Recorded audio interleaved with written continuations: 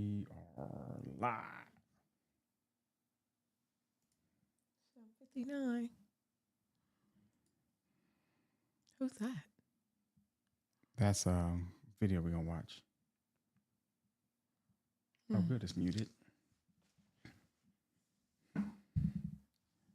Okay. 8 o'clock. In 5, 4, 3. Action. That clap wasn't really a good clap. Are you kidding me? It was like No, it wasn't. accent. It was perfect. 5. You're not well tonight. 4, 3.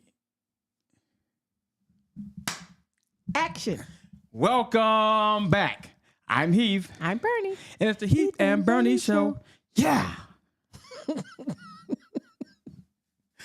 What's up, good people? We are Heath and Bernie, and we are a Black Christian married couple, and we go to church together. Sometimes we live together, and we do fun stuff together. We've been working with couples. We've been married for 27 years.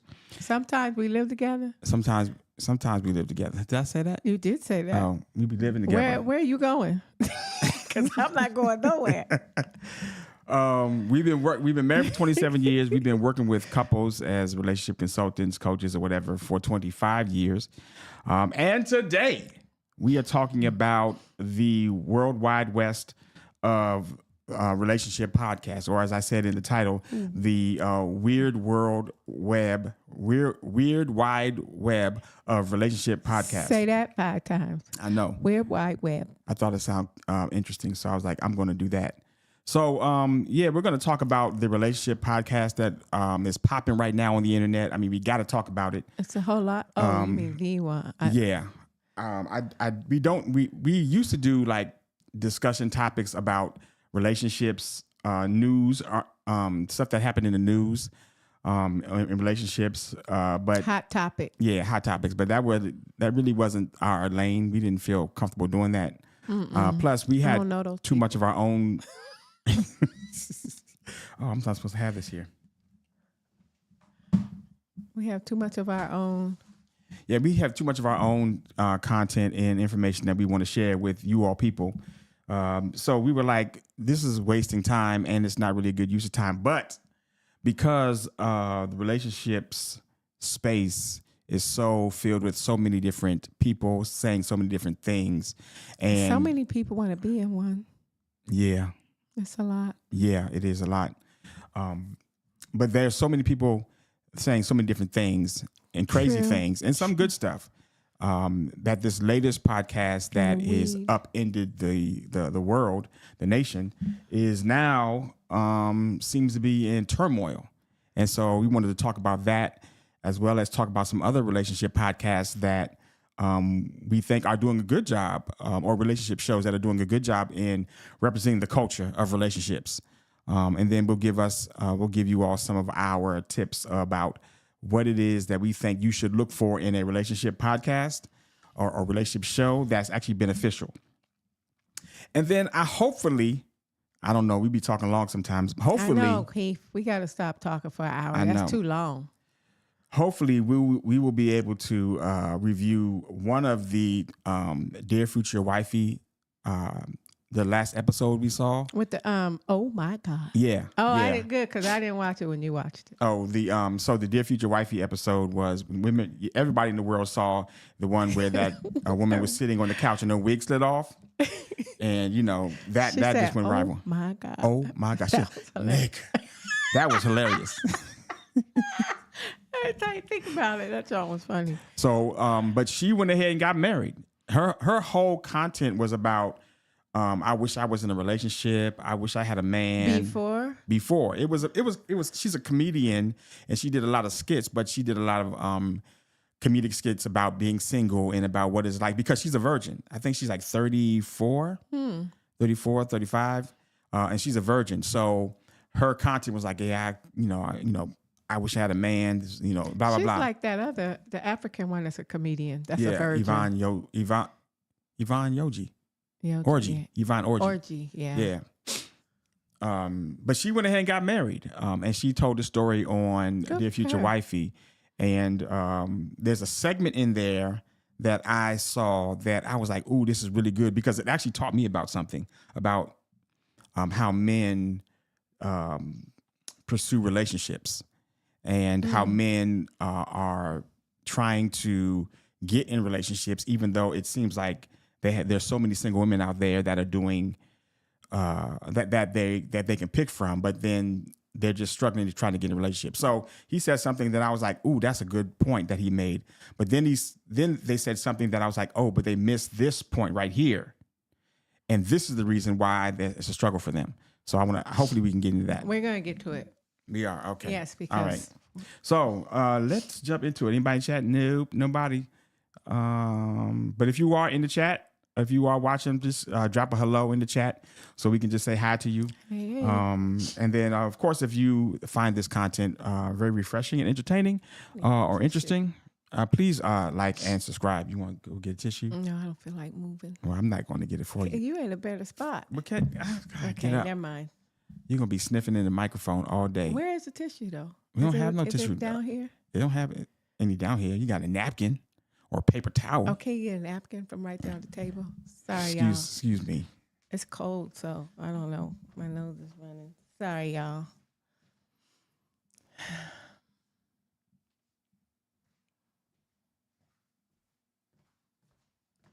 This is what happens when you go live. So urban centric. All right. So now I gotta turn my back. I'm not gonna blow my nose. Okay.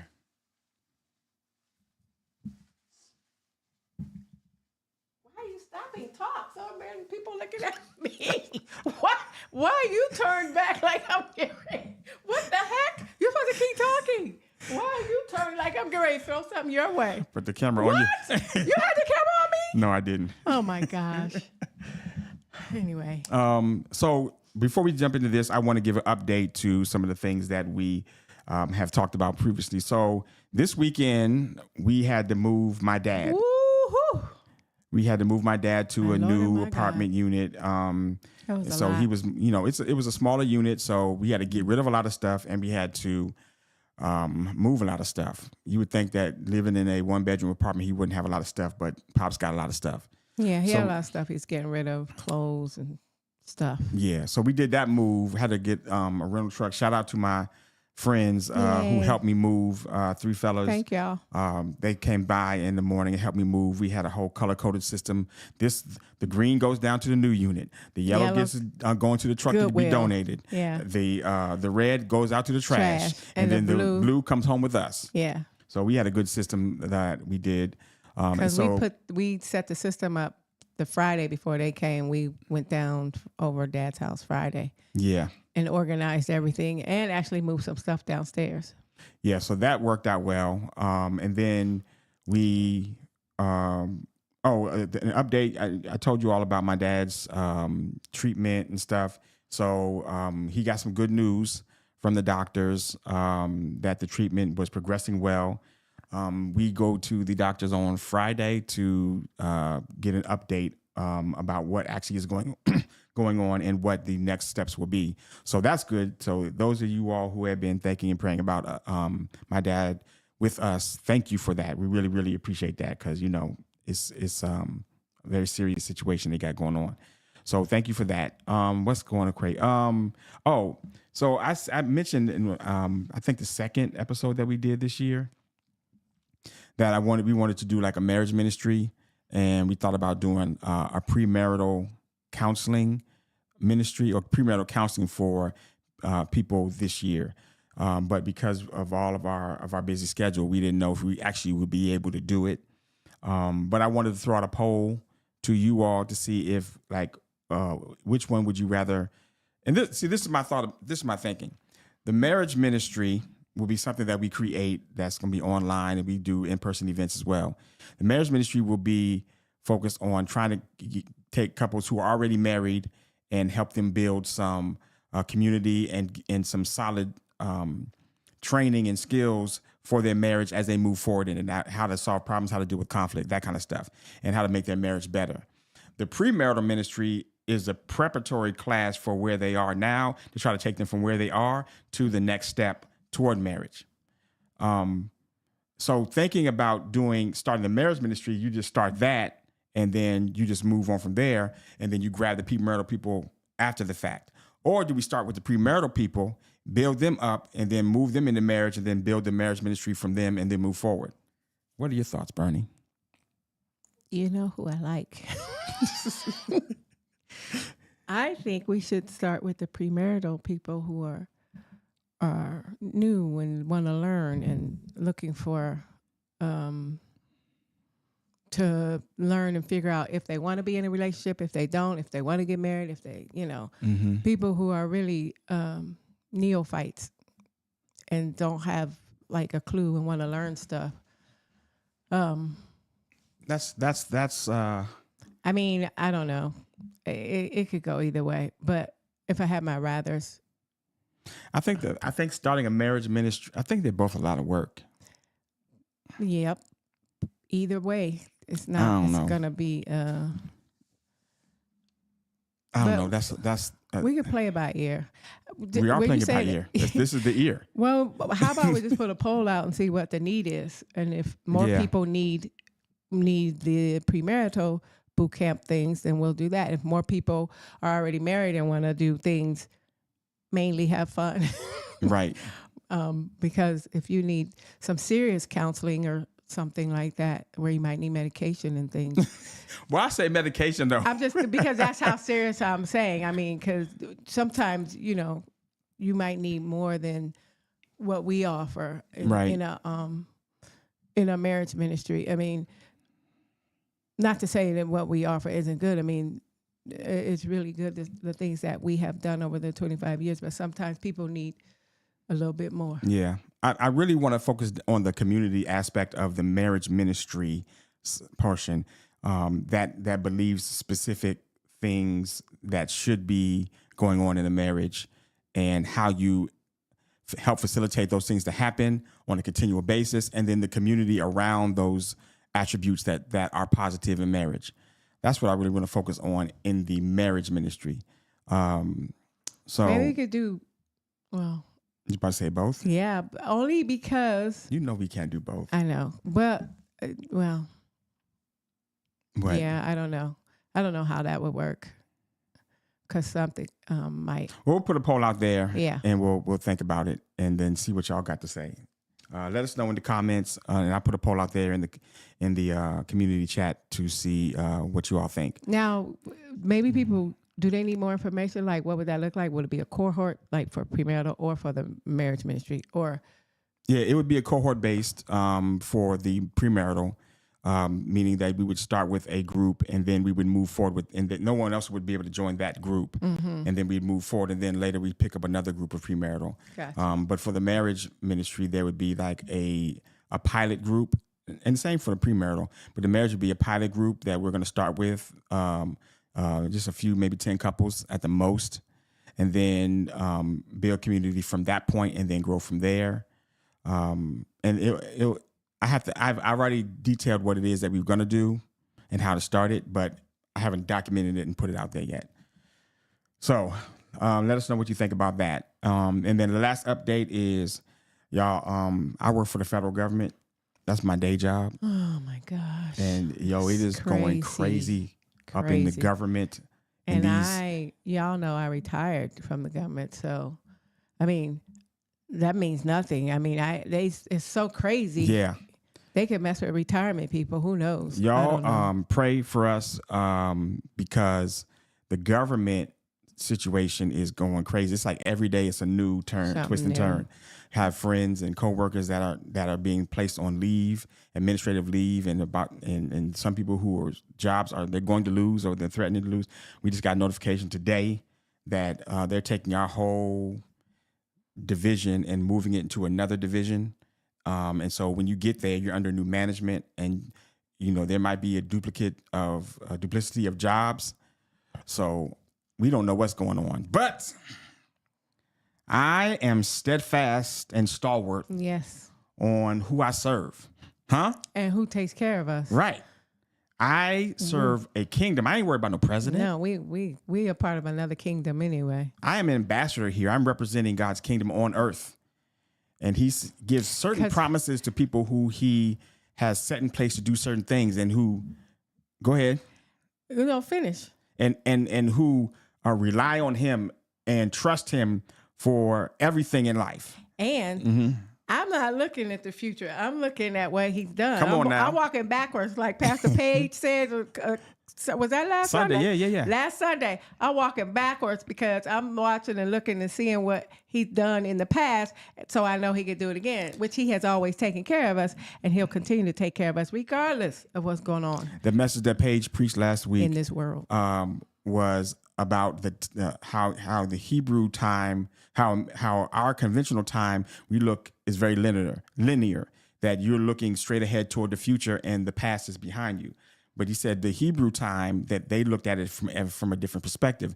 They look at time backwards. They look back at what God has done and trust God to move them and trust God to take care of their future as they move forward. But they move forward looking backwards. So he gave an example. He was walking backwards around the table, and it was almost like you would see what God has protected you from past you, and then you see that in your past. You're like, okay, yeah, God, I know you're going to trust me. You got me in the, because I don't know what's in front of me, but whatever it was in the past, whatever's in the past back over there, I know when it comes time around for this to happen again, I'm going to be covered.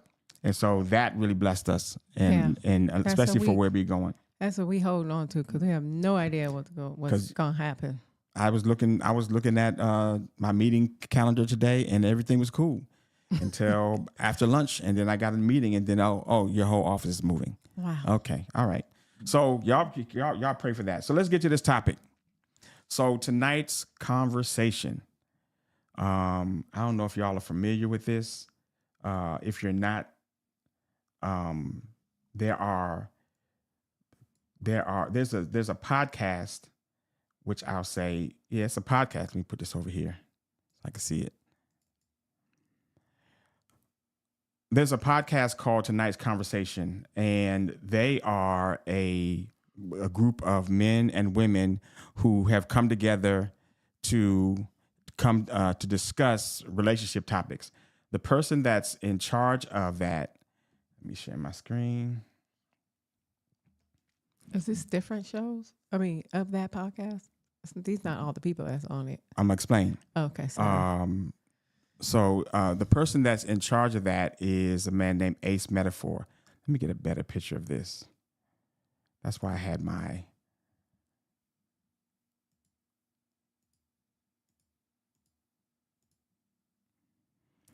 I had the image up. Is that him right there in the blue?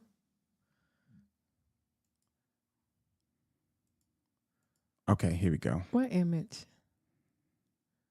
Oh. This image. Oh. So I don't know if y'all can see that, but I had this image up of that's what's on the thumbnail of tonight's conversation. It's a group of men and women that come together and they talk about relationship stuff. They're on their 5th season. It started out as a podcast where they would meet in like a room. This little set that they have over here, not little set, but this set that they have over here, and they had good conversations. And then it grew so much that they ended up doing live shows where they would be on stage, and they would have a large audience of people that were coming in and listen to them have conversations. Well, the person who created it is this guy named Ace Metaphor. This dude right here. Ace Metaphor, he is the bombastic one. He is the one who is very loud, not in a bad way, but then sometimes in a bad way. He's very loud, and he does a lot of. Oh, hey, R. Lewis. Hey, R. Lewis, how you doing? He does a lot of the discussions about relationship, but he leans toward the toxic side.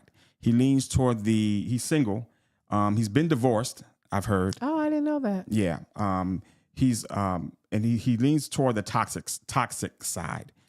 He has a lot of clips and stuff that out there. If you've been on the internet, you've seen pieces of his content that's been out there. I think I've seen a lot of stuff that him little clips people were sending me about him talking about like a narcissist or something. Yeah, Is that yeah. him? He talks about Okay. narcissism. He talks about that in terms of what a narcissist is and how some narcissists show up in He relationships. does a lot of talk from what I saw, or the clips people were sending me about men that are narcissists, and then like talking to women about like different bad men that you need to say what they're Yeah. doing, and you need to like blah blah blah. Right. So he's always talking, which is like ironic that. because we'll get to some of that. Okay. And so then there's another guy named Trip Fontaine. I like him. I started watching their content because of his commentary. He will drop some bars. He has some good quotables that he has said over time. And he has said that he wasn't brought on the platform to be like the star. But because his quotables, he was like, his background is poetry. But because his quotables were so bar heavy that he was able to like get very, very popular and stuff and blow up. Lewis said she never knew that guy was married. Me either. I didn't know he was married either. Yeah, that's what in doing research, you find out that he was married. I didn't know that. This woman's name is Kita, Kita, Kita Rose. Kita Rose is a person that's on the podcast, and she does a lot of stuff. Let me just go to a bunch of people. So the main ones are Kita Rose. This woman's name is Danny Rosario. She's on the podcast, or she was on the podcast. And then this person's name is, let me see, her name is, this is a better picture of her. Her name is Kitty Rose, Kitty. They have the same last name? Yeah, so it's Kitty Rose and Kita Rose. So they've been going around doing this podcast for years, and Ace Metaphor in the red is the one that's in charge of it. Now, he started it? He started it. Okay. Now, apparently they've been making millions of dollars.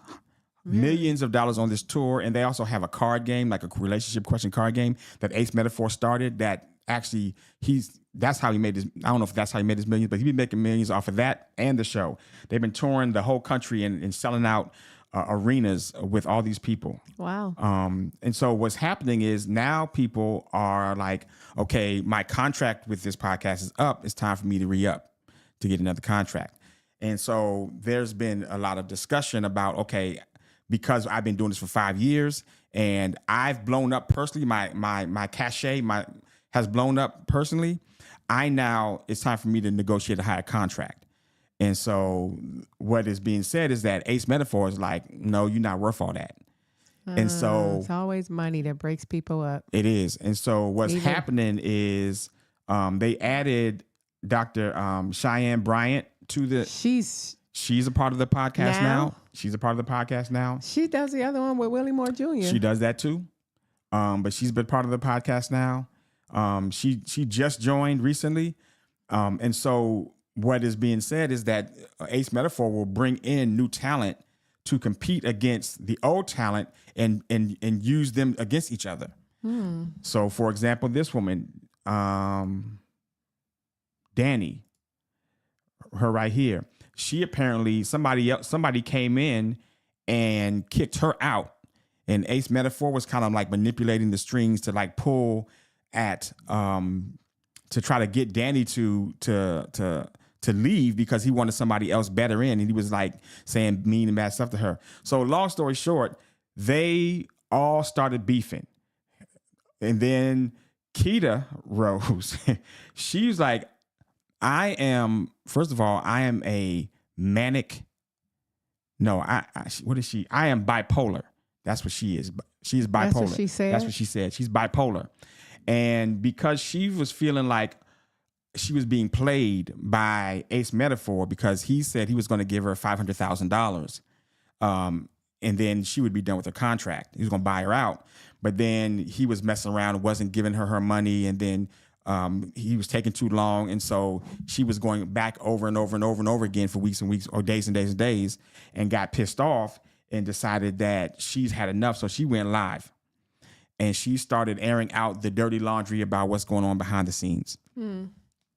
And this is some of what. This is somebody who posted. Do we need to put on our headphones? Yeah. This is somebody who posted a synopsis of what's been going on. There is some language in here, just so you're aware. But she kind of gave a best synopsis of what's been going on. I'm gonna play this. Y'all get in here. So I ain't want to gossip, and y'all didn't hear this from me. But one of our favorite podcasts tonight's conversation is having the most drama right now. Tripp has announced that he's leaving. Kitty Rose has turned off her comments because Randy has been exposing her, or Kitty Rose has been exposing her for, some infidelity, possibly cheating. She keeps saying y'all's favorite, and she's exposing child. She got a story time coming up on TikTok. I will be keeping up. Here it goes. To episode 1 of Who the Fuck Did I Work For? So because I'm unemployed, this is my content now. So if you like content like this, like, share, subscribe. Subscribe to my YouTube channel and hit that little bell notification. So this is the creator of the pod. This is Randy Rosario, Mike the Poet, Tripp Fontaine, fine ass Keita Rose, and Mojo Gacha! A lot of you guys are like, well, I don't care about this bitch or that bitch. Where's my favorite? Oh, shit, there she go to your favorite. She be dropping them gems. This is Kitty Rose. She got Randy out quick, fast. She said, I want your spot. How can I manipulate everyone to get it? I'm going to detail that, though, in the following episodes. It's going to be like 500 episodes. Uh-oh, bonus feature. This guy says he used to be with Kitty, but that can't be true because it would have been around the time she was married, and she can't stand side bitches, and she can't stand cheating women. Ho, the drama, the tea. Hope we all heal. Hi. I really be minding. So that is Keita Rose. That's the bipolar one. And she said about her content, she said, people want me to be calm and calm down. But what they don't understand is I was having a manic episode during those recordings. Was that a manic? Yes. I mean, just what we just saw, was that manic? That's what she said. Oh. She said, I've been having a manic episode, y'all, because I think she did another one where she was calmer. And she said, no, you don't. It's not that I need to calm down. What you saw is somebody that was not triggered, somebody that was having a manic episode because of the trauma that I've been going through. And because of that, that's what you saw. So that's not something that can I'm trying to regulate. That's something that just happens if I'm triggered. And so now when she was calm, she was like, now you see the calm version of me because I've calmed down now. I was like, oh, so she knows that she was out there and she was having a manic episode and she was just doing all that stuff. But essentially she was saying that Kitty Rose took this woman's spot from the show. That's Danny? That's Danny. That don't look like the same girl in the picture. I know. She Anyway. has a different look now. But let's hear her story.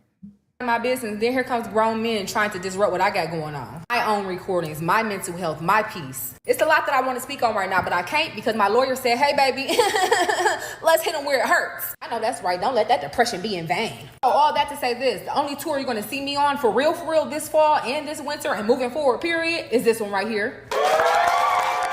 Yo, what's up, guys? It's your favorite internet cousin, Randy Rosario, and I'm bringing you some real conversation with some of my real friends. Understand that they want to prosecute doctors for saving lives from ectopic pregnancies and the things that we do go through. The biggest form of contraception that you have is whether or not you want to open up your legs in the first place. Catch us coming to a city near you, and make sure you watch it. Let's rant about it.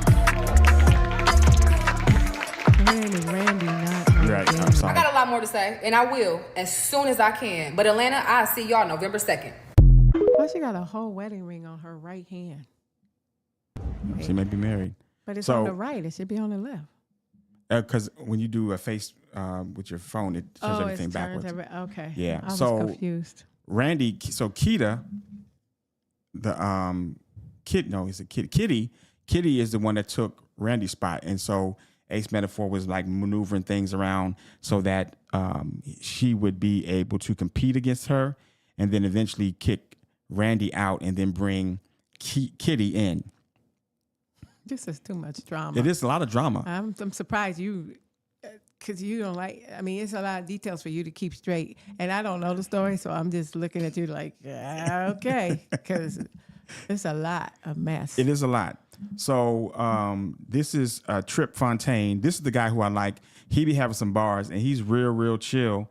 And he and Ace were down. I think they started this thing from the beginning. He's been down since the beginning. And there's been other people that have come and gone, but I think he's been a mainstay. So it was like really shocking. First, when Kitty and Keita were beefing with one another. Oh, and by the way, Kitty, I know. Kitty, she and Mace are kind of locked in. They are not together, but they are like, it's the two of them against everybody else. Okay. So people are coming at Ace and people are coming at Kitty, especially Keita, the manic one. She's going hard at Kitty because it's like her and Ace are manipulating the system or the system to do all these things. But Trip, when he left, people were like, "Oh my gosh, this is like serious." And then that's when Keita started saying that, "Oh, I'm gonna do a whole expose about this thing." She doesn't like him either, Kitty. Wait. No, he's like neutral. No one's like beefing at him. So the manic one's not talking about him. No, she's talking about Ace Metaphor. Oh, okay. It's a lot of cliche things I could say, and so I'll choose this one. In order for new chapters to begin, old chapters have to end. And so with that, I am announcing my departure from tonight's Conversation podcast. Y'all get.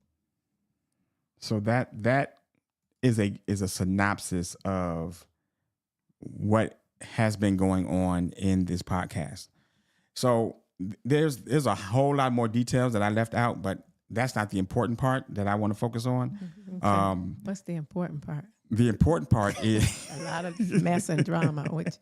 The important part is this podcast has had a lot of influence. Mm-hmm. It came off the heels of the Kevin Samuels era. And through research, I found out that what's his name? Ace Metaphor. He was connected in some way with Derek Jackson. Remember Derek Jackson? He was one that was sitting in the car giving relationship advice. Talking all that stuff. Meanwhile, he was cheating big time on his wife, consecutively, patterns and everything. Let me see. Who is blowing your phone up? Is that Dad? No, Dad doesn't text. Yeah, somebody else. Okay. But yeah, there was he came out of I won't say he came out of that camp, but he was connected to him because that's how he got put on. That's how Ace Metaphor got put on by Derek. By Derek, he was connected with that in the Tonight's Conversation card game that is very popular. Was allegedly Derek's idea, but he didn't know how to market it. So Ace Metaphor knew how to market it because he knows social media very well, and so that's how it blew up. But you have this show which has very great influence, but you have the people on the show. And I'm not gonna say all the people, but like some of the people on the show that aren't living what they're talking about, and so the relationship advice that they're giving is more so for entertainment than it is for helping quality relationships. How do we know how they're living?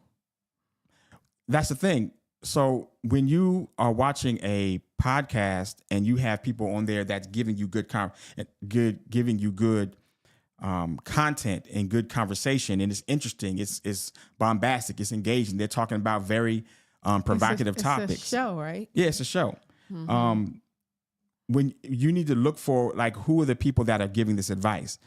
One of the things that I'm very leery of is when people who are in relationship spaces giving relationship advice and they are not in relationships.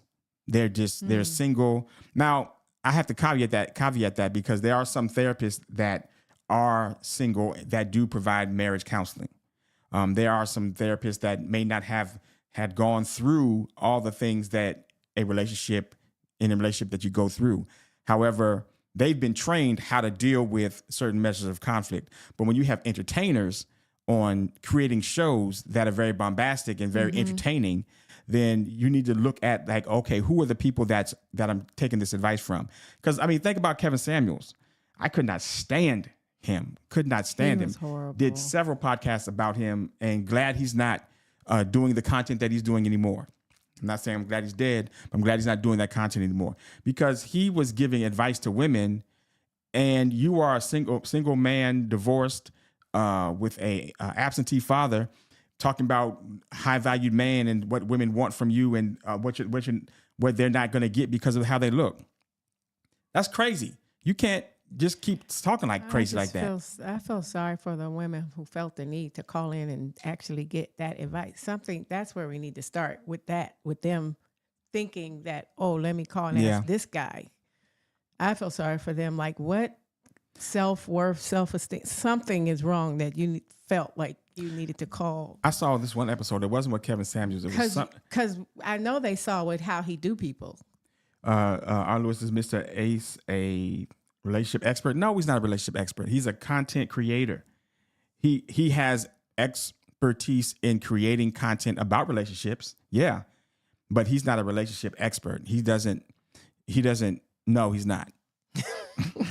That's what you said. He's not. But when he sits up there and spits advice, especially when they started moving to the live audience, because part of the show that the live audience did. I know how he gets a lot of following, because mostly people who are interested in relationships are women. And a lot of the things that I've seen him say is for like an advocate for women. Like, don't take this from men, right. Women don't take this, and this man is a narcissist, whatever. So he be saying stuff that women need to hear and listen and follow sometimes, some of the things he's saying, because it makes sense on some of the stuff, but a lot of it is common sense. Stop taking care of, it was just common stuff. And that's one of the things that makes him so captivating, is because he's making sense and he's saying some of the things that people want to hear, and it's not a lie, and it actually makes good sense. And actually some of the people on this show, like Trip Fontaine, and then I think Dr. Cheyenne Bryant, who was on the show, they be saying some good stuff. I'm not even saying that they're wrong in what they're saying, but when you have to, in my opinion, you have to look at the content for what it is as entertainment. But what I started getting concerned about was when people would go to shows, and this is a good example.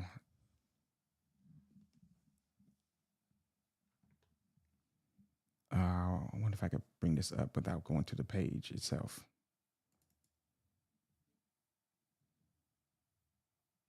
No, I can't.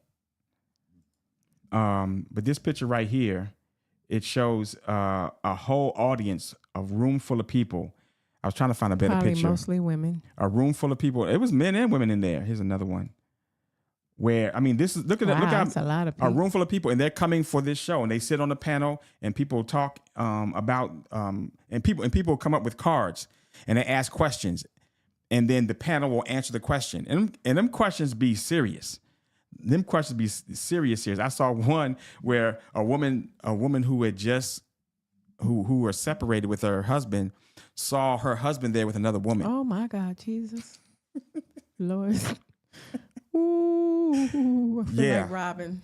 Remember Robin? Yeah. So you have these you have these experts there, and they have a lot of influence.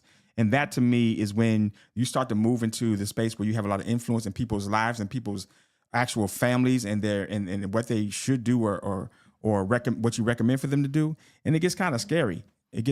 So I think people need to be very discerning in terms of knowing that this is content that's entertaining versus this is somebody who I need to take my question about how do I deal with a man who I'm not sexually intimate with anymore, and I want to move on to another relationship, which is questions that they be asking these people.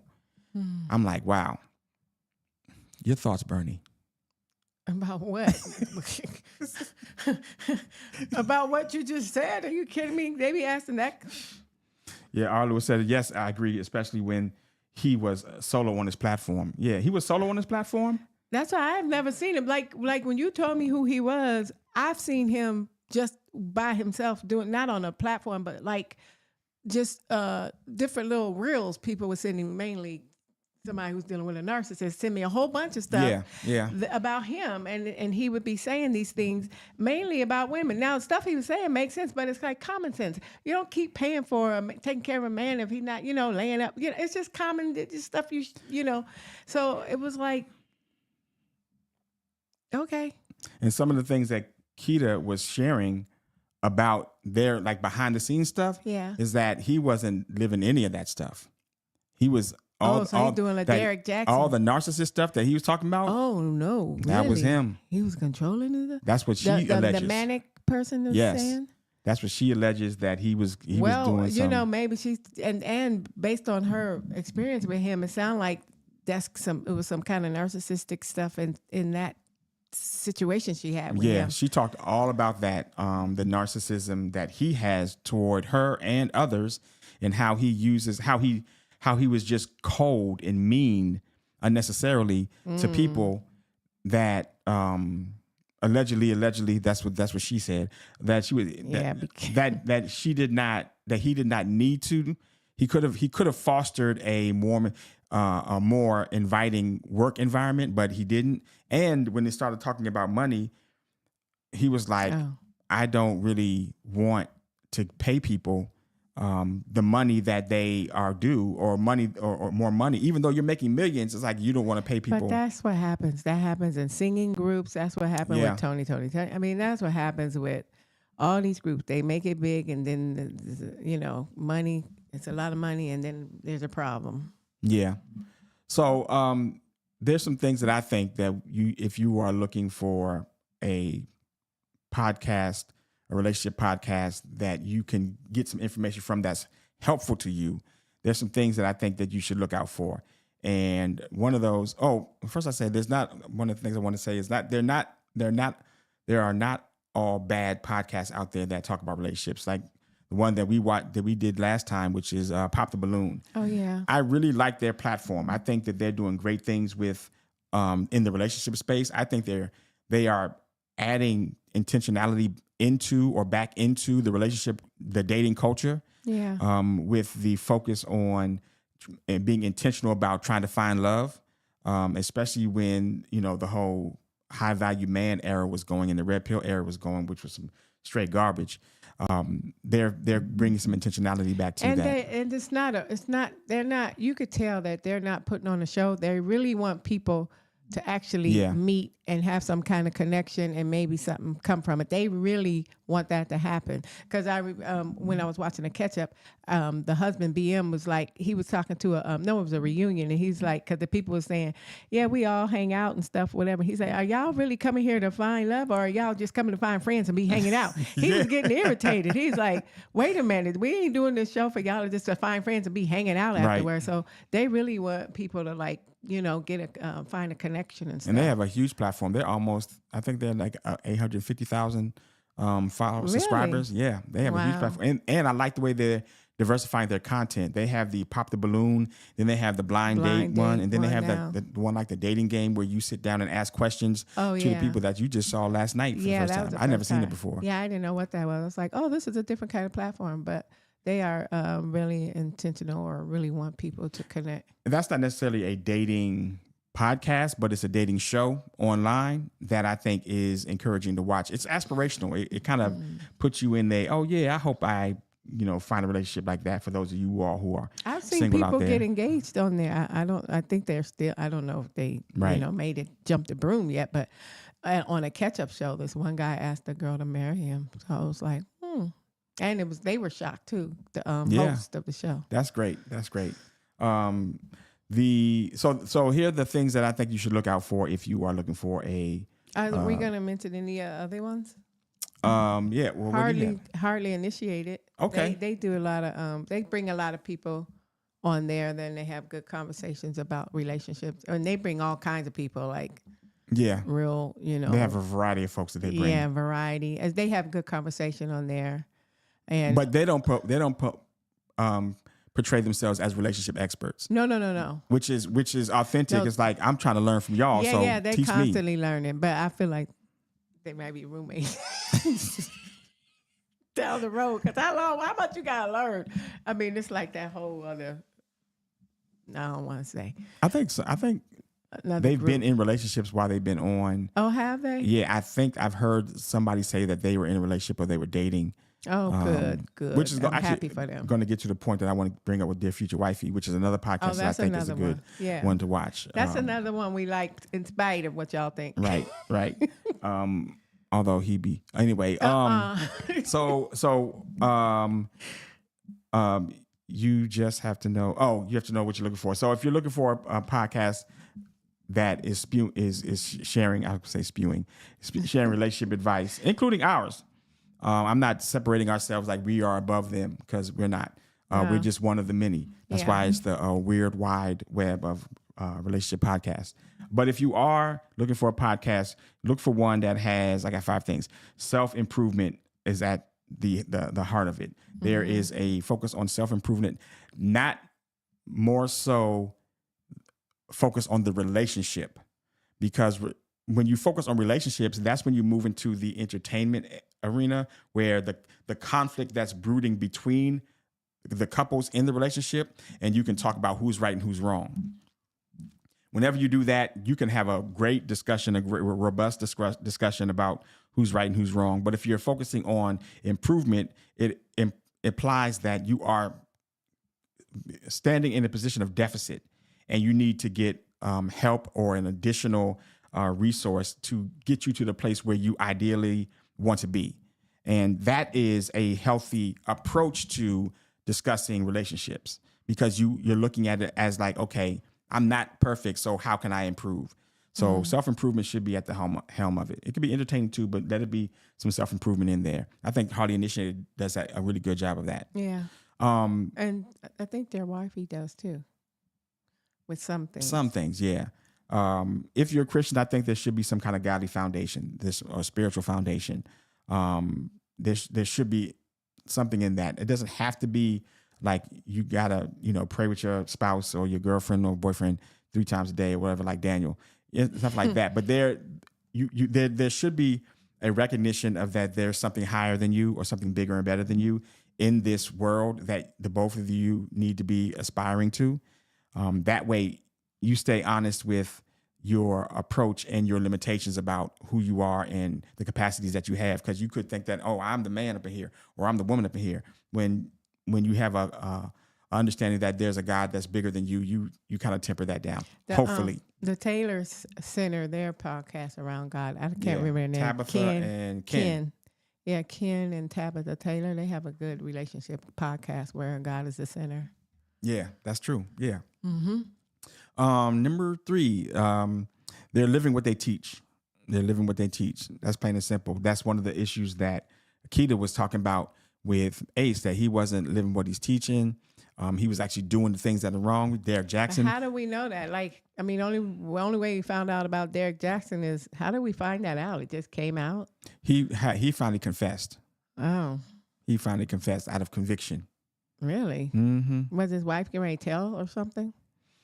Oh, no, that's what he confessed with her sitting up there with that hat. Yeah, I think I watched his whole story on Dear Future Wifey. He did a 2-parter on Dear Future Wifey, and he basically was like, he had been cheating on her for so long, and she was taking him back and keep taking him back, and he had moved out, and and they tried to get back together, but then he would cheat. He would do good for 6 months, and then he would just go back out there. And then I think he started going to a church, and then he just got convicted. He was like, I'm going to tell her. And then the way he went about doing it, though, it was like... Was that the online thing with her sitting there in that hot hat? Right. And I don't think he knew that he was still operating in his toxicity when he went ahead and shared with her that way. And he talked all about it. I'm not gossiping. I'm not talking about him. I'm talking about what he said. So, yeah, but that's an example. If you are listening to somebody and you don't see any kind of fruit in the things that they are talking about, be very cautious. Be very cautious, I'll say. I'm not going to say don't tune them out, because I think Trip Fontaine, he has some great bars in there, but I don't think he's in a relationship. But when he talks, he speaks of it of his experience of not being in a relationship or his experience of being in one. And it's like, okay, yeah, you have an understanding about what it is that you want, and you being authentic about where you are in this space. Same with highly initiated dudes. They be doing the same thing too. Yeah. It encourages you toward your purpose. It gives you some kind of direction or hope. The content or the information gives you some kind of direction or hope that leads you in a way that you feel like, okay, yeah, this is something I can move toward. But if you're just talking about the toxicity of relationships, that is not something that's aspirational or inspirational. It's like, yeah, I want to avoid that. I don't want to do that. I want to make sure I don't have that kind of relationship. That is more entertainment based. I'm not saying don't consume that content or don't listen to it or don't watch it, because it is entertaining. Yeah. But don't look at that as content that you can like base your future aspirational goals on. Because when you set a goal in relationships and you say, oh, I want a relationship that's not toxic, what does that mean? What attributes in the relationship do you want? You cannot define a relationship by what it's not. You have to define a relationship by what you want and what it is. So having something that is intentionally aspirational and inspirational, I think, is a goal. And then lastly, it's not just focused on healing from the past, but inspires and aspires toward the future. I think I mentioned that. But I'm intentionally bringing up that aspect of the focus on not just healing, because I think that in the therapy realm, the focus on healing is very, very prominent. Very, very prominent on going back to your past and dealing with the hurts and pains and stuff of that, so that you can positively move forward in a healthy way. And that is needed. I'm not saying don't do it. I'm not saying that's wrong. That is necessary. It's a lot of hurt out there. It is. I mean, I hear there's a lot of pee in the water, so. That's what I've heard too. But it's necessary. But I got this perspective when we were talking with our client, and we had a client that was asking what's the difference between the work that you do and a therapist. And we were explaining what that work is, and we were saying that we focus on the relationship as it is now and try to get you to where you want it to be. And then we jump over the hurdles and identify the issues and the problems that are preventing it from getting there, and we solve each problem one at a time. We solve this problem so that you can get to this next hurdle. We solve this problem so that you can get to this next hurdle, and then you get to where you want to be. And so we were about maybe 3 sessions in, and she was like, oh, so you don't go back and deal with your past and talk about like what hurt you and your parents and all that stuff, so I can heal, so I can show up presently in my marriage in a healthy situation. And we were like, that's for your therapist. Yeah. Yeah, we were like, no, we don't do that, because in our opinion, one, we just don't do that. And I think that's a waste of time. And I mentioned that to her, and she had not a waste of time in general, but in this setting, like that's what you meant? What did you mean when you say waste of time? I'm about to explain it. Oh, sorry. It's a waste of time because while you are going back into the history and trying to learn what it is and why you act the way that you do, why you don't communicate well, why you're overly controlling or whatever, or why you're too demanding or whatever the issue is, your spouse is still living with you every day. And while you're going back to your therapist this week, next week, 2-3 weeks from now, and learning those things, once you get a revelation of that, it's like, oh, okay, that's why I did those things. So now you have to heal and grow from those things. And that takes time. And in the meantime, your spouse is still living with you, struggling with your bad behavior or bad relational traits, I'll say. And so in the meantime, while you get to healing, and however long that takes, is it a week, 4 weeks, a month, 6 months, the spouse is still living with you and suffering. So that's what I mean, that it's a waste of time. So what we have done and what we do is we identify what that problem is, and we say, okay, here's the solution to that problem. Do this. starting today, and then we will see how you've been doing with that in the next 2 weeks. We do on-the-job training while you figure out what's going on in your past and why you acting this way. Right. We do on-the-job training, like, stop. Yes. Stop that and then do this. Because when you do this, it makes your spouse feel this way. Right. When you don't do this, their spouse feels this way. Exactly. Because this is the problem, and this is what has manifested itself over the years, and you're wondering why. We'll figure out why later. Yeah. But this is what we need you to stop right now. Stop it. The why is for your therapist. This. So, and invariably, what we get to is the why. Yeah. We get to the why of why I have been doing this and so forth. It's not the therapy model, but when I say it's a waste of time is because I don't want your spouse suffering with your inadequacies for 2 weeks, 4 weeks, 2 months, 6 months, a year while you they get only therapy. Get an hour in that, or 45 minutes or whatever it is for a therapy. And therapists, they don't get a whole lot of time in there. So that's like months. Yeah. And if you got the money, then then you may have to skip a month or a session. Who knows? So you have to. I don't want you to have to moved still out. miserable. No, they and moved it's getting out. worse. They moved out. Okay. Yeah. So I don't want you to have to do all that, and to me, that's a waste of time. So let's start with what it is that's the problem. Let's stop that and do this, which is a solution to the problem, and let's test that for 2 weeks and see how you both feel and how you've been doing, and then we'll continue to move forward to see if there's what other barriers are there for you that prevent you from doing this, and we'll knock down that time, knock down those barriers to the problems so that you can get to where you want to be.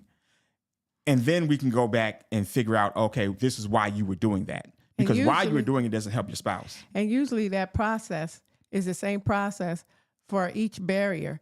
What we're trying to get you to learn is to just do it. Yeah. Learn that process. Keep doing it because it takes care of a whole lot of issues. If you would just do this one thing and learn that, and then you'll see the fruit, and then you keep doing it. It's like, oh, and then a light bulb comes on. Because after you learn what it is why you don't do this or why you do this thing that irritates your spouse, you're still going to have to do this, what we said. Exactly.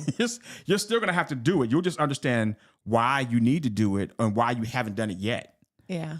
So we're just saying, do it. Do it. Do it now. And our sessions, we either don't have a time frame on them or we set a 2-hour time frame on. So our sessions are not just the 1 hour or the 45 or 50-minute sessions so that you can get the next client in. Our sessions are, okay, we're meeting with you today. Right. And sometimes it's more than 2 hours. Yeah. I mean, we've had some 3-4 hour sessions one time, several times. I've been needing a nap. Yeah. After that, we'd be drained, but they got what they needed to get. They understand why they do it. Yeah. Okay. It was a Dear Wifey thing you wanted to show? Yes, I did. Any questions about that? Look at the chat. Okay, if y'all got any questions or if you want to ask us anything, please put it in the chat. Let us know, and then we can touch on that. Hopefully. All right. So this Dear Future Wifey thing. Now this was very interesting because I, for a long time, felt that Dear Future Wifey dude. Watch out, because you know your little people out there. This is the internet. I ain't scared of them folks. I ain't scared of you, mother. But Dear Future Wifey dude, he has been trying to find a wife for 10 years. It's been 10 years? He's been single 10 years, I'll say that. He been divorced that long? He's been divorced for 10 years, and he's been trying to find a wife for that long. He's been close a couple times, but he's missed it. But my thought was like, what's wrong with your judgment, sir? Why can't you find a spouse? I mean, you got all these women out here and so forth, and that are throwing themselves at you. How come you just can't pick one and be married? But then he, through his conversation with Jess Whitney and her husband, D'Angelo, they brought to my light and understanding a different perspective about men who are single, who are trying to find the right woman. And I was like, oh, okay, I've learned something. So I wanted to share with with you, and then I'll share something that I thought that would be helpful for them to learn about the process of finding the person.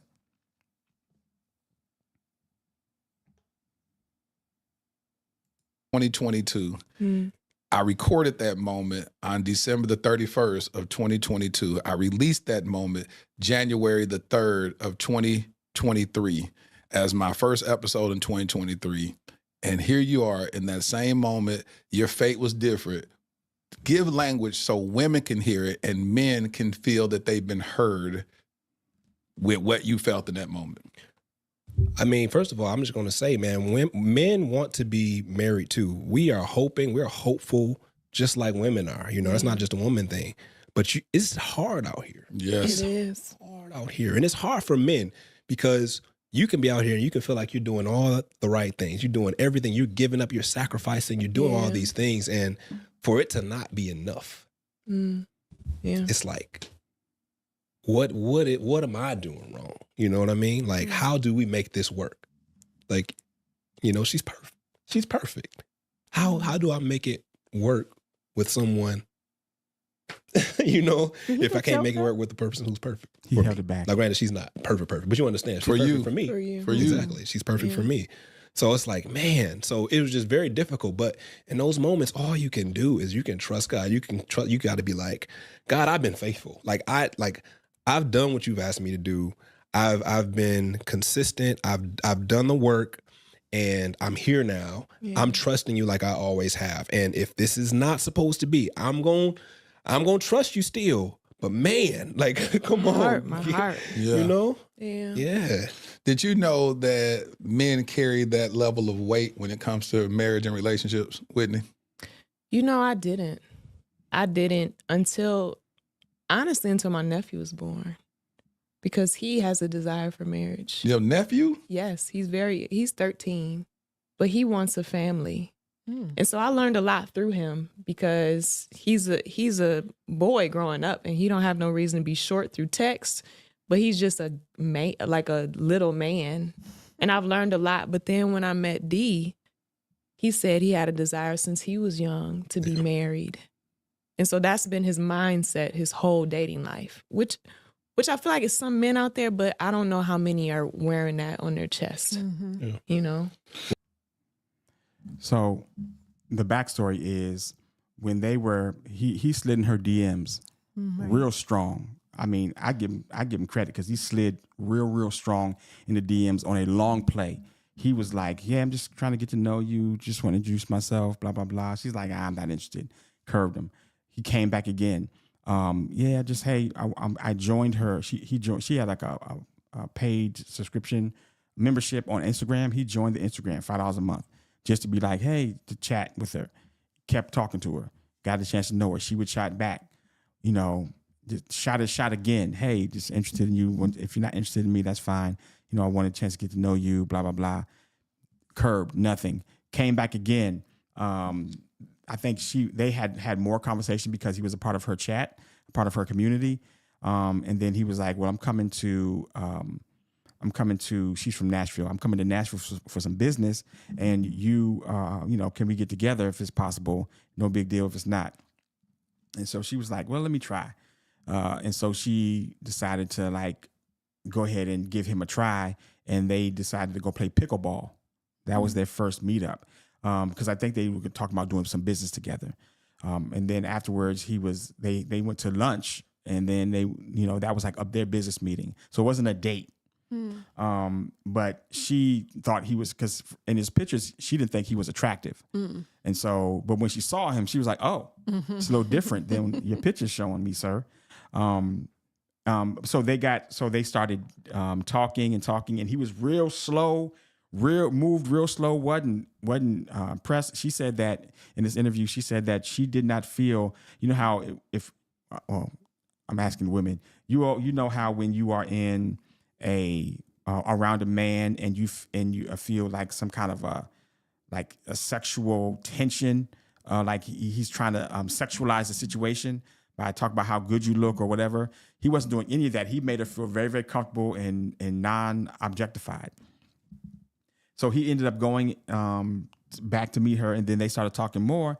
And then he was like, well, I know you said that you were interested before. What about now that we've met and talked? She's like, yeah, I kind of am interested. So they started the process of, talking and dating and so forth. He's from New York. She's from Nashville. Long story short, they get together, they're dating. He's everything that she wants. She's everything that he wants. But she's sabotaging the relationship because she's like, I don't know, marriage, that's kind of, I don't know. Marriage is like a lot. And he wants to get married. And he's like, when, can we get married? Blah, blah, blah. She's like, I don't want to hold you back. I don't want to, I don't know if marriage is for me. I don't know. And so that's what he's talking about. Like when she said, I don't want to hold you back, it's like, wait a minute. I think I found the person who I'm in love with is the person of my dreams. And she says all the same things about me. But when I bring up marriage, she's trying to let me go to go find somebody else. He just got out of a 2-year relationship right before he met her, which he thought he was going to get married to, but that didn't work out. So he's like, oh man, that's why he's talking about his heart out here, because I was in a relationship with somebody who I thought I was going to marry. That didn't work out. Now I found a woman of my dreams who I went at aggressively, and I won her over, and we're perfect for one another. We're doing business together. They have a relationship dating show that they do. And she's like, and he's talking about marriage, and she's like, I think I might need to let you go find somebody that wants to get married. Meanwhile, her whole content on the internet is about dating and wanting to be in a relationship. So it's like, I don't understand why you're doing this. But when she talked about it, she talked about how I was sabotaging the relationship. And she's like, I've been hurt before. And so that hurt was leading the relationship. And so that's where this topic comes from. And that made me think about how if a man is, older. Intentional. Yeah, if a man is intentional and he's older and he's trying to find a relationship and trying to find love, and he finds somebody that doesn't work out, that kind of like sets you back. Like, okay, wait a minute, let me heal from this situation because maybe my judgment is off. Something is wrong with me. And I was thinking about that, like, because the way I picked you, I was like, you mine, and I want you. I want you, and I'm going to come after you. And then you said, okay, yeah, we're going to get married. And we got engaged, and then we started moving toward marriage. And we had a year-long process. But it's different with us. I know, but hear me out. But after we had committed to marriage, if like at the last minute, like maybe a couple months before, you were like, I don't know, Heath, I don't think I should, I don't know. I'm feeling like, I might not be the right person for you and so forth. And you like sabotaged the relationship and then broke it off. Now I'm like, I think I was 26 when I proposed. So I was 27 when I got married. I don't know how many years that would have set me back. Because the girlfriend who hurt my heart, the girl who hurt my heart in high school set me back a good 10 years. She jacked you up. She set me back 10 years. Now, if I were to go through that again with the person who I was planning on marrying at age 27, I might have been in my mid-30s. You'd probably be single still right now. No, I wouldn't be single right now. I would have went back out in them streets real strong. But you was in there real strong already when I had been pulling back from the streets to the curb. I know. To the sidewalk. Did you hear what you just said? You said you was pulling back. Right. So you was in there. I was in the streets, but I don't know if I would have been. I don't know what would have had that. I just don't know. See, I don't even know. I can't even say what I don't know. That would have devastated me. Do you think that because I'm like a little surprised by what he said and what she said, because she was talking about her nephew. It sounds like he's a little grown man in a little body. He must have got an old soul, whatever. But do you think it's a lot of men that are intentional? Like he was very intentional. But the majority of men, I don't know if they're being intentional. And I don't know, how old is he? Maybe it's an age thing. He's in his late 30s, I think. Maybe it is an age thing. Because I feel like a lot of younger men are not looking for marriage and are not intentional and are not feeling what he was just feeling about that I did everything. They're just like, I don't know if they are looking. I don't know the answer to that. I can't say. I in my circle, I think the men want to get married, but they have a unrealistic expectation about how they go about getting married. The young ones. Well, everybody's young in my circle because that's in their who 30s. you're talking about. Yeah, people in their 30s. Okay. They have an unrealistic expectation about how you go about getting married. I think the older that they get, they're finding out that they need to adjust their approach to marriage. We have a friend that is now dating someone who he thinks is the one, and he is in his late 30s, almost near 40, and he's just now coming to the understanding about, okay, this is who I want, this is what I want, and this is how I'm going to do it. So it's kind of like, I think he always had that way. He just didn't have the person, because he sometimes would go hard on, I don't know. I think that's just and I think that set him back. Oh. I think the person who he went after but did not get set him back a smooth 8-9 years. Mm. Well, but yeah, so I think that what was I saying? I was asking a question like, do you think men? Oh yeah, because they made a point, and like dear wifey guy is trying to make that point and want everybody to know that men are out here looking for marriage, but I don't think most women have that understanding in today's world. Yeah, I don't know.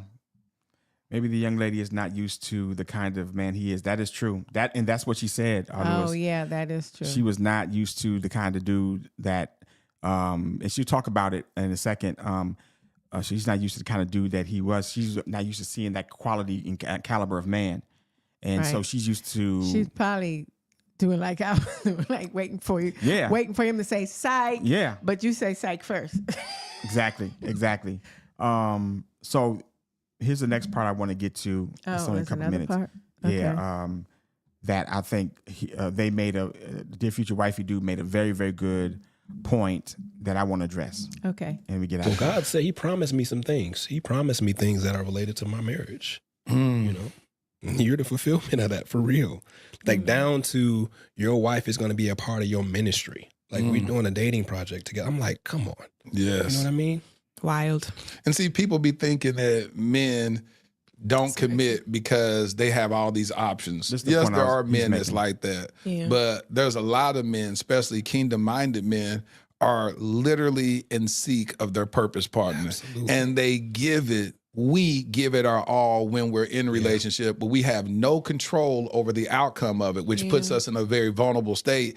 But after dealing with heartbreak, we have to recalibrate and say, I'm not going to give up on love. Yes. God, I know what you promised me, and I thought I heard you in these moments. Why didn't it manifest and end in marriage? What happened? Okay, God, am I not hearing your voice right? What is going on? So we're dealing with all of this because the Bible says he who finds a wife finds a good thing and obtains favor from the Lord. That means the onus is on the man to go find. And so it's like, okay, I found her. There's confirmation. Spiritual people speaking into my life. I see all this alignment. I see it all here. Here it is. And then you, due to unhealed trauma, decide to abort the process. And he like, that's why he says something, am I not good enough? See, he didn't say, is she not good enough? He used the same language in which most men are going to use. Am I not good enough? Because if I'm good enough, I could heal her trauma. I could cover her. She will keep leaning into me because she would find a place of solace. She'll find a place of rest with me. She will always come to me. So why is she repelling? Why is she walking away from me if I'm her safety? She said she wanted this. She prayed prayers before she even knew my name, and I'm the manifestation of those prayers. And yet and still she is walking away from her answered prayer. God, I don't understand. That's it. Are we here, D'Angelo? Bro. Are we Absolutely. That's his name, D'Angelo. Boy, that was it. That's Exactly. That's so good. But the man will carry the responsibility. D'Angelo, how old are you? 38. You 38 years old, ain't married. You don't want nobody. See, that's the problem. See, you Christian men, y'all don't want nobody. Because if you really wanted somebody, you'd be married. You see how many single women there are, how many Christian women there are, and you ain't found nobody. See, the problem is you. The problem is you. Yep. And he has to carry that. Be like, y'all don't know my story. I tried. That's so good. I tried. So. And that, go ahead. But that is Dear Future Wifey story with the person that he was, but he walked away. Well, she said she wanted to get, like, how come he didn't just stay? And that is the difference. Yeah, why didn't he just stay and walk with her through that? That is the difference. With his stories, if you don't know, I think 2022 into 2023, he was going to propose to this woman. They went through premarital counseling. Then they were going to go through premarital counseling, and then they would get married. He had this all mapped out, laid out. She was perfect for him. He was perfect for her. They loved each other. She felt very, very secure, felt very covered, and all these things. And then she ended up calling it off because he was going to propose to her like over the holidays. I think like December 31st or something like that. He was going to propose to her, but 2 days before that, she called it off because I think she just was like, I have not been loved like this before from a man, and I don't know how to handle this kind of love. I need to like take some time to, figure this out for myself. And he was like, okay, I'm done. And he called it off. He didn't call it off, but he was like, okay, I'm not going to sit back and wait. And because of that, they never got married. Not because of that. That's what happened. I'll say that. But in his situation, and they talk about it next, which I won't go into, but I'll just share. They talk about how he was really, really hurt. And it took her he said that was the closest that we came to breaking up, because he was like, am I going to have to go back here out in these streets again? And then she prayed about it and so forth. And she said in like 2 days, she realized that I'm sabotaging this relationship. And she talked to somebody, a spiritual person, and they said that I think she talked to her bishop, and the bishop said, it's going to either be about faith or fear. You got to pick one. It's going to be either about faith or fear. So you can have faith that this is going to work, or you can have fear that it's not going to work. And God doesn't give us the spirit of fear. And that's exactly what she said. And so because of that, she was like, okay, I'm just going to have faith this is going to work. And then she leaned into it. Now, that 2-day process allowed two things to happen. It allowed her to go through her emotional roller coaster to fulfill the level of security that she needed for herself. Mm-hmm. And it allowed the Holy Spirit to get in there and mix it up and then do what the Holy Spirit does and convict her about you're leaning into fear and not faith. Those two things, women in her case and other women in his case, need space for them to come to that own resolution themselves. Mm-hmm. And even though as a man, you have an agenda, you have a plan, you're leading, you're providing, you're giving all the things that a woman says that she wants, and you're doing it successfully, she still, from some past trauma or whatever, has her own needs that she has to satisfy in terms of security. And we've talked about that before. And it may take longer than the ability that you have to provide. You have the means to provide everything right now, but she may not be ready right now. And that's not a bad thing. That's like, okay, we'll continue to wait and wait this thing out. And I think that's the difference between what they did, what D'Angelo and what's her name did, and then what Dear Future Wifey Dude did. He was like, I'm not going to wait for you to figure this out and for you to get used to the magnanimous love that I'm giving you. And I think he did that before the word love bomb was a thing.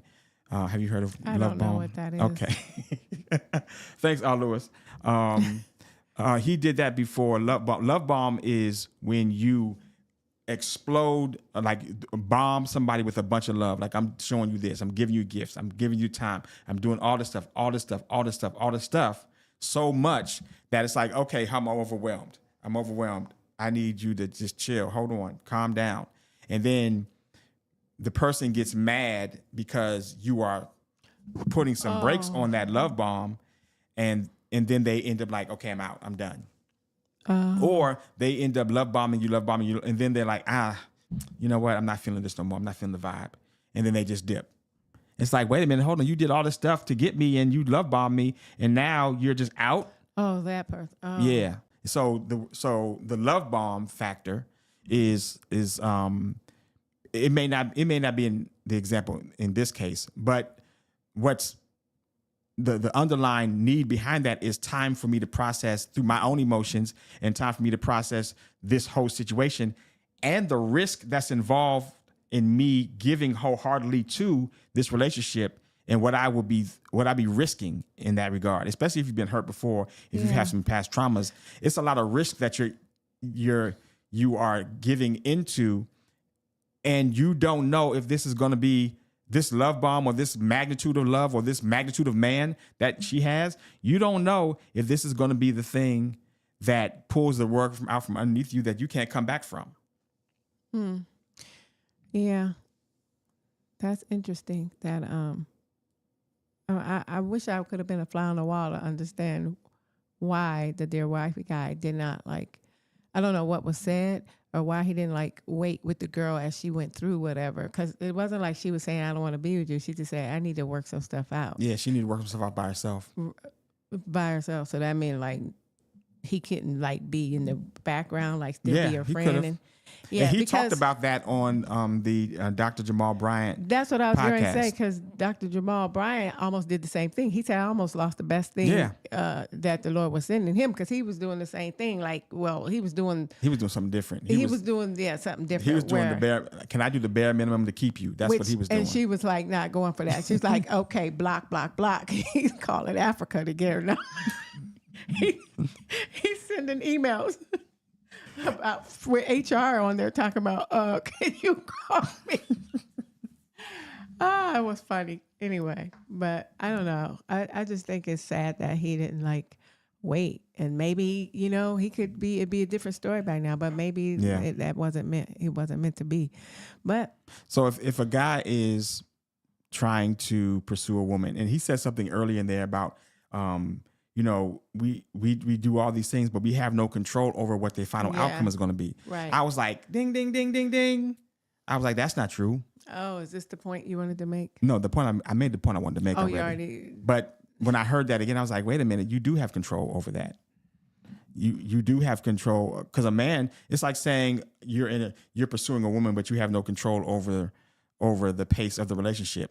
Yes, you do. You have a whole lot of control. You have more control than you know. Did he mean he have no control of the outcome? Is that what he was saying? I'm talking about the outcome. I'm talking about all of it. The outcome, the pace, the trajectory, and everything. A man does have control over it. It's not total control. Yeah. But you are in charge. I mean, you are leading the effort.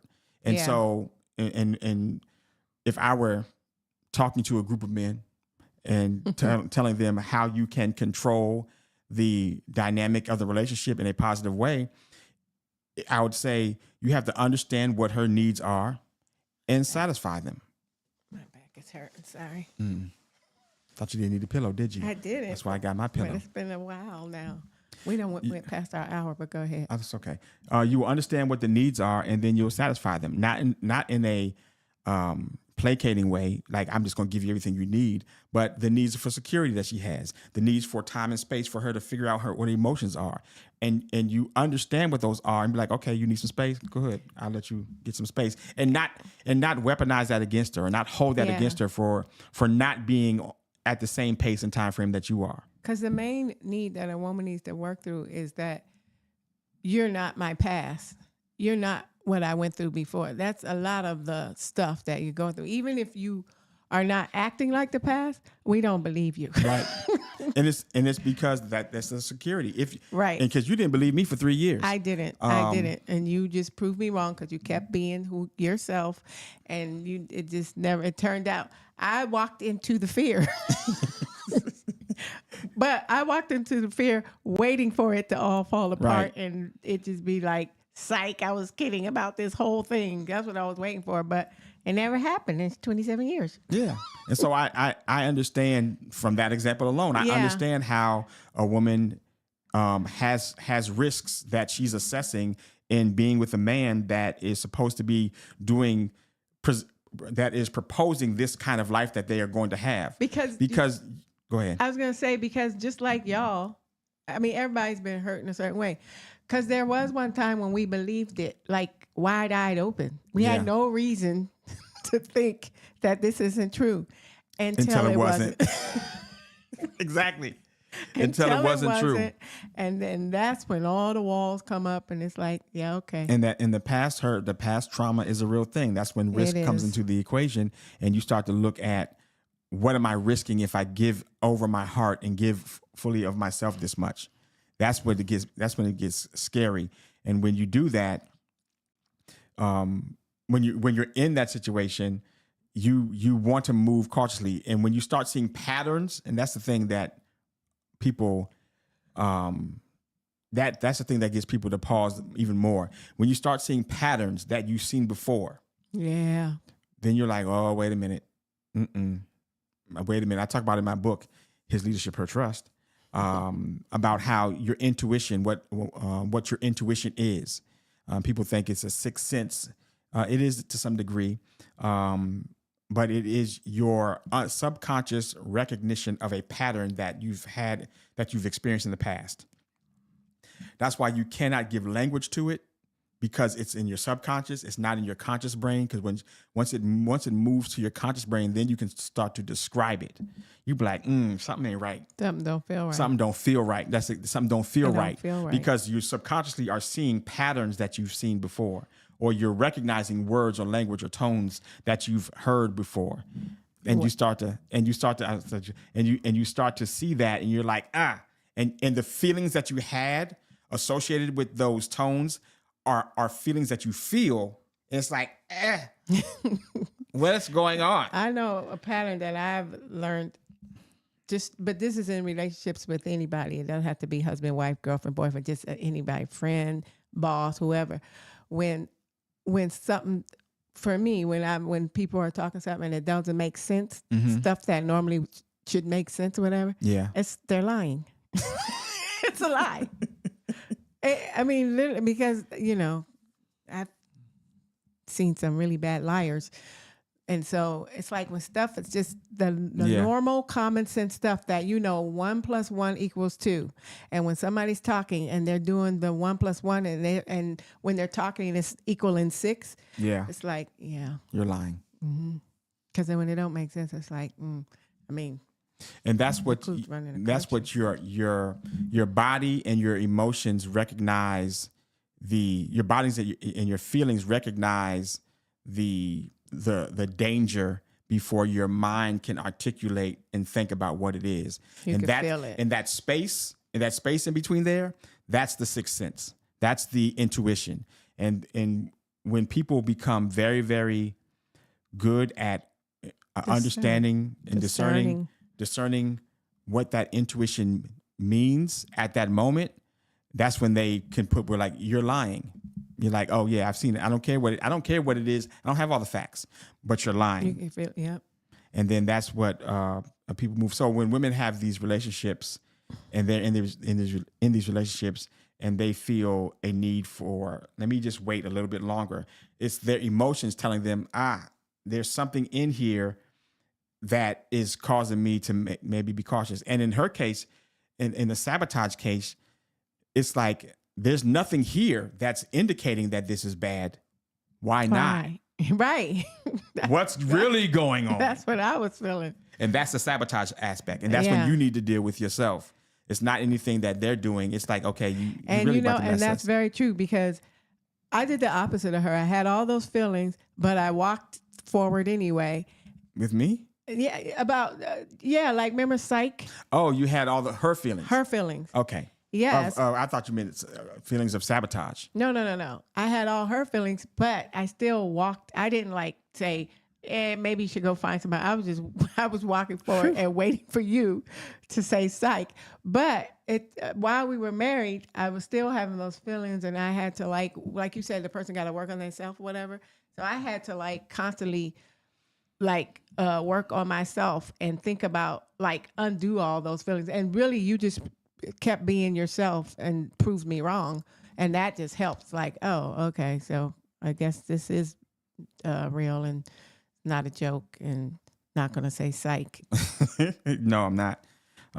So to round out my point, a man does have some control over the relationship and where it goes and how fast it goes there, because you have to be very cognizant of her pacing and what she needs in order to move forward. That's why when we work with couples, we were like, okay, where are you currently?